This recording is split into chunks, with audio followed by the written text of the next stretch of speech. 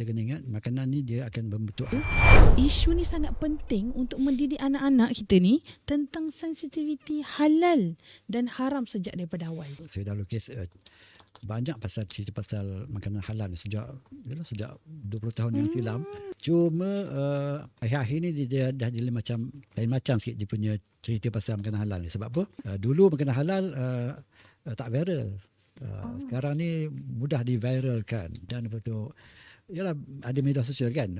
Contoh pasal makanan menu baru sekian datang daripada Korea ke, daripada China ke. Jadi kita tak tahu yang itu halal, kita tak pasti kan. Jadi masalah pada makanan sekarang ni ialah kita kena ingat makanan ni dia akan membentuk hati. Dia akan menempa hati kita. Apa kita makan itulah yang menjadi darah daging kita. Jadi sebagai seorang pelajar terutamanya pelajar dewasa ke, pelajar kanak-kanak ke, penting bagi ibu bapa untuk pastikan apa yang disuapkan dalam mulut anak-anak adalah benda yang bersih dan halal. Bukan sekadar halal saja, bersih pun penting juga. Jadi itu sebabnya saya suka menekankan tentang tajuk halal ni, sebab benda ni sudah menjadi sangat biasalah sangat kan di kalangan orang awam sekali kan. Jadi dia tengok benda tu sedap je. Penting sedap.